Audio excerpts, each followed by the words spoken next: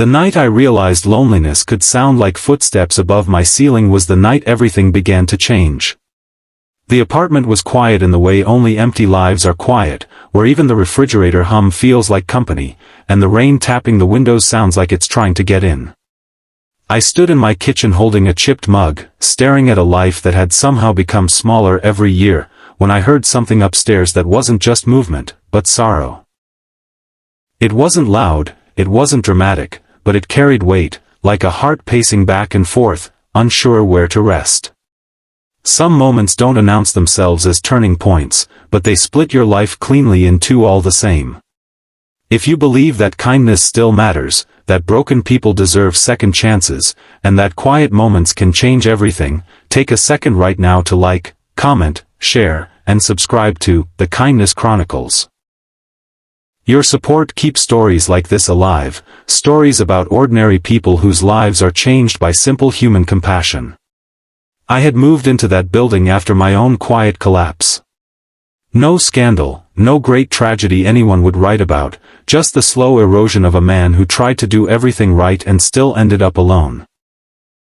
A job that paid the bills but stole my hours, friendships that faded as everyone else built families, and a relationship that ended not with screaming but with exhaustion.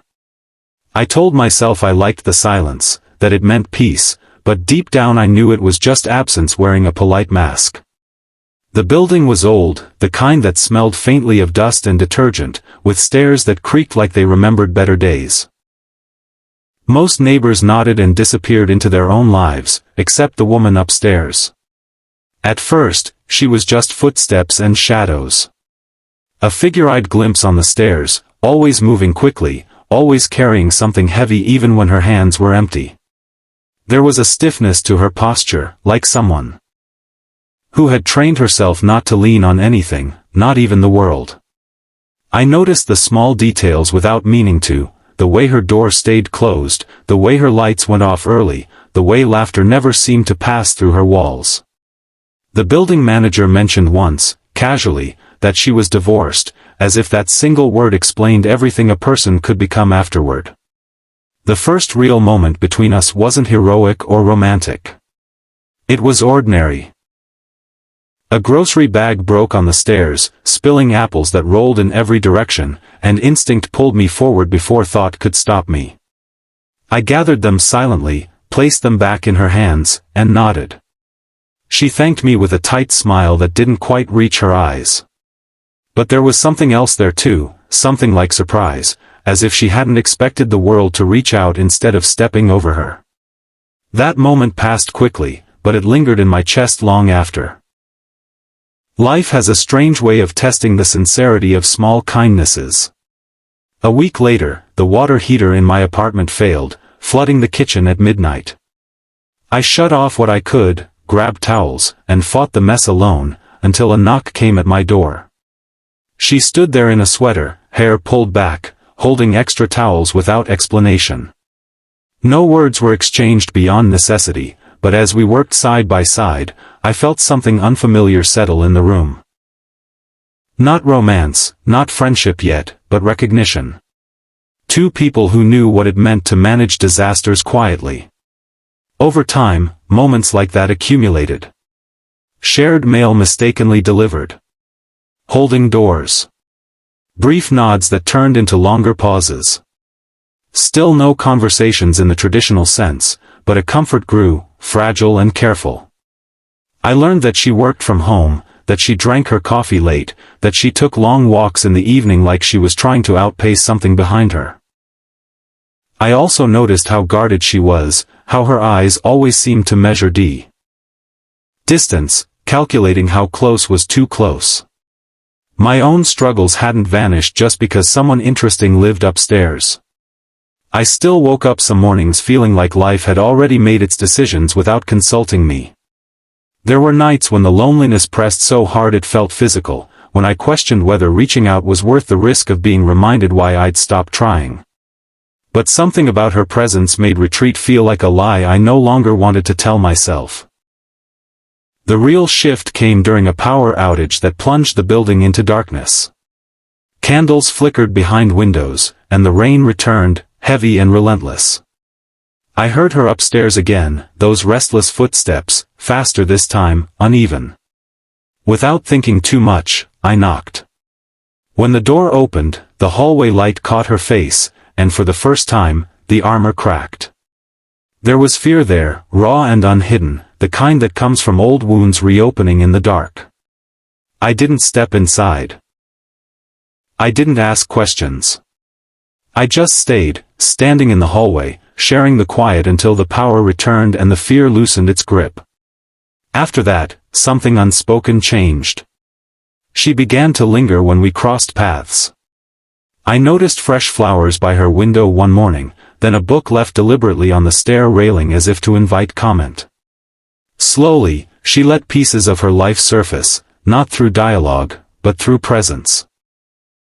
The photos she carried down to the trash one day told stories of a marriage that had once promised safety and instead delivered betrayal. The way her hands shook when voices rose outside revealed a past where love had turned loud and sharp.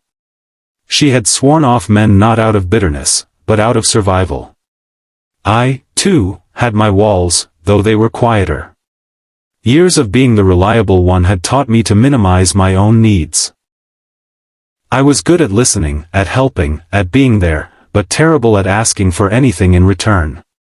As she slowly let me see her fractures, mine surfaced too. I realized how afraid I was of being needed only until something better came along. How much I doubted that I could be someone's choice, not just their convenience. The seasons changed almost without us noticing.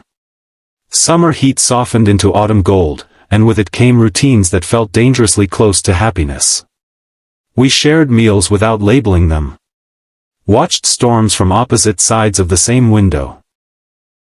Existed in a space where expectations were low but care was high. Yet tension lived there too, humming beneath everything. We were two people circling a truth neither of us dared name, because naming it would mean risking it. Her past didn't stay buried.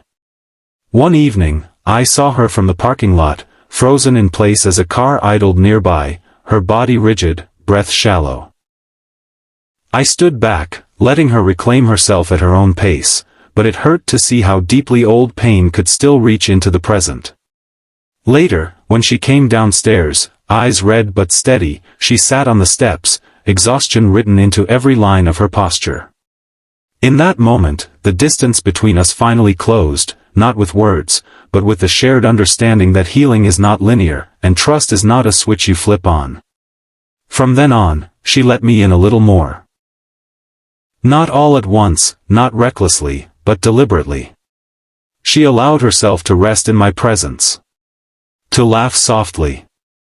To admit fear without apology.